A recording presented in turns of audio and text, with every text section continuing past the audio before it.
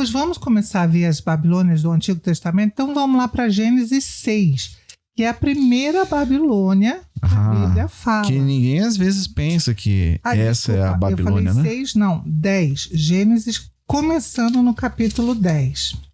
Aí você vai abrir lá e vai dizer assim, como assim? Começando no capítulo 10, lá não é uma genealogia? Sim, mas é lá mesmo que está isso. Nós vamos ler aqui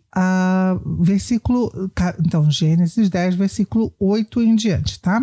Cush também foi o antepassado de Nimrod, o primeiro guerreiro valente da terra. Porque era o mais corajoso dos caçadores, seu nome deu origem ao provérbio: este homem é como Nimrod, o mais corajoso dos caçadores.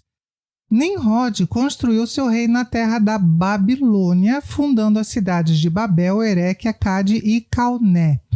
Algumas versões bíblicas, em vez de dizer construiu o seu reino na terra da Babilônia, fala na terra de Sinar, porque era assim que era chamada a Babilônia antigamente, né? Isso, como é que tá na tua? Terra de Sinear. Sinear. Isso. Tá. Bom, continuando. Expandiu seus territórios até a Assíria, onde conquistou as cidades de Nínive, Reobote-ir, Calá e Resen, a grande cidade situada entre Nínive e Calá. Então tá, aqui nós vimos esse guerreiro Nimrod construindo um império a partir da terra de Sinear, que é a Babilônia. Né? Então, e nós vemos que ele, vejam, gente, é o primeiro império da terra, é esse daqui. Ele tem domínio sobre muitas nações e muitos povos. Tá lembrando aquela Babilônia lá do Apocalipse, né? Mas... E a característica dele, que é importante lembrar. O que ele é, né? Nimrod. Ele é um guerreiro? Um guerreiro. Então, um homem que conquista através de guerras, um homem violento, né? Portanto, ele monta um império, não por uma associação, mas por conquistas. Então, ele tem vamos dizer assim, um governo com violência. Isso. Então, isso é outra característica que a gente já viu ali da grande prostituta, né?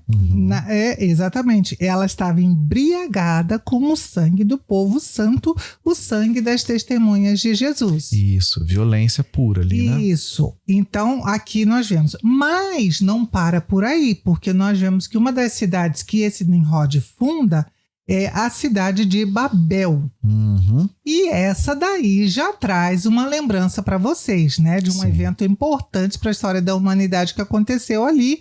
Está em Gênesis 11. Nós não vamos ler todo o capítulo, claro, mas vamos ler um pedaço dele. Eu não sei se você quer ler. Gênesis 11. Ok, você tá no então 10, vamos lá. Vamos pro 11. Porque você estava lendo na sua versão, mas a minha tá bem diferente em alguns aspectos. Eu estava me perdendo um pouco na leitura. Então é bom o Fábio vai ler na NVI. Eu estava lendo na NVT, né? 11:1, né? No mundo todo havia apenas uma língua, um só modo de falar. Saindo os homens do Oriente, encontraram uma planície em Sinear, e ali fixaram. Que é a Babilônia. Isso, ali eles se fixaram. Disseram uns aos outros: vamos fazer tijolos e queimá-los bem. Usavam tijolos em lugar de pedras e piche em vez de argamassa. Depois disseram: vamos construir uma cidade com uma torre que alcance os céus. Assim nosso nome será famoso e não seremos espalhados pela face da terra. O Senhor desceu para ver a cidade e a torre que os homens estavam construindo, e disse o Senhor: eles são um só povo e falam uma só língua, e começaram a construir isso. Em breve nada poderá impedir o que planejam fazer. Venham, desçamos e confundamos a língua que falam, para que não entendam mais uns aos outros. Isso, só até aqui. Então, gente, olha, nós vemos aqui o primeiro império da história da humanidade fundado na base da violência. Sim. Né? E outra característica agora, que é a característica do orgulho. Sim. Vamos fazer uma torre para que a gente fique famoso. Gente, vamos lá, não achem, citar que nessa época as pessoas eram muito primitivas, né? Não, vejam, eles já estavam fabricando tijolos aqui. Exatamente. Porque naquela região não tem pedras. Exato. Então eles tinham que fazer tijolos, e vejam que eram tijolos feitos de argamassa e unido com betume. Com betume, né? Ou Então, com piche, né? Isso, ou com piche, e secos ao sol, exatamente para eles ficarem rígidos. Exatamente. Né?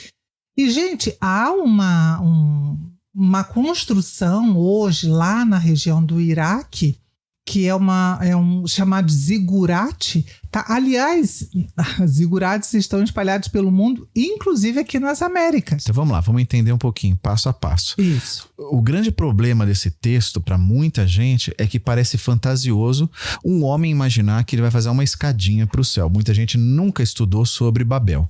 Estudar para entender o que seria essa torre que chega até o céu. Porque, na verdade, não é uma torre que é infinita, tem uma escada que não para mais. Né? Já pensou como é que fica a construção de determinado ponto? Naquela época, então eles iam ter muito trabalho. Exatamente. Cima, ia chegar um momento que ia ser muito difícil continuar a construção.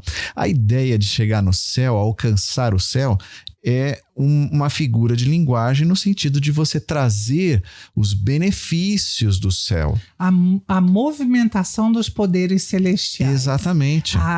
O controle, na realidade, dos poderes celestiais. Vai ficar mais fácil a gente entender quando você entender que no passado, antes da ciência moderna, sempre o ser humano atribuiu às divindades tudo que acontece. Certo? Então, hoje você tem um princípio de que vamos tentar entender os fenômenos, e como se não tivesse... Bem, não tem nada de errado. Não tem nada de errado, né? Mas o problema é que você daí desatribui qualquer ação, seja ela vamos dizer, uma ação de um homem ou de uma entidade divina. Mas parece que vamos dizer assim, é uma coincidência cósmica, ou alguma coisa, uma ação, uma energia.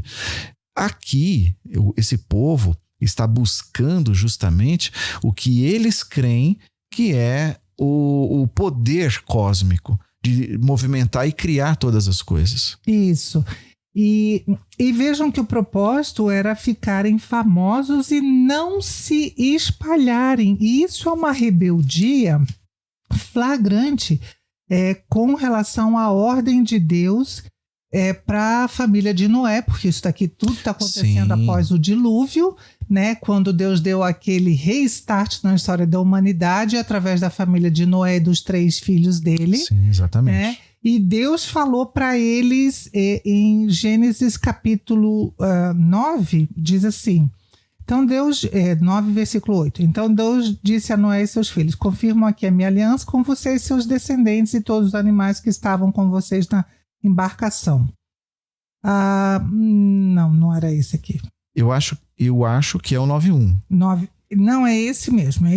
Então, diz assim, 9.1. Então Deus abençoou Noé e seus filhos e lhes disse: sejam férteis e multipliquem-se e encham a terra. Então o que estava acontecendo ali na Torre de Babel era justamente uma desobediência a Deus. Eles não queriam ser espalhados para a terra porque era conveniente. Sim. Era domínio para o Nimrod e era uma forma da humanidade se manter unida, como o próprio Deus falou, para o pecado, como eles já estavam antes do dilúvio. Né? A ideia é uma prosperidade.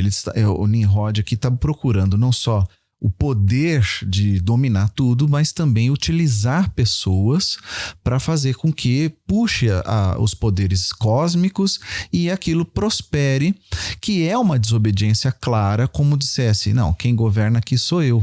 Isso.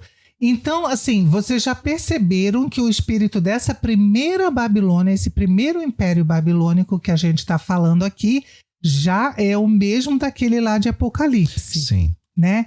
Mas depois... Só terminar a ideia do zigurate, que você tocou no assunto, né?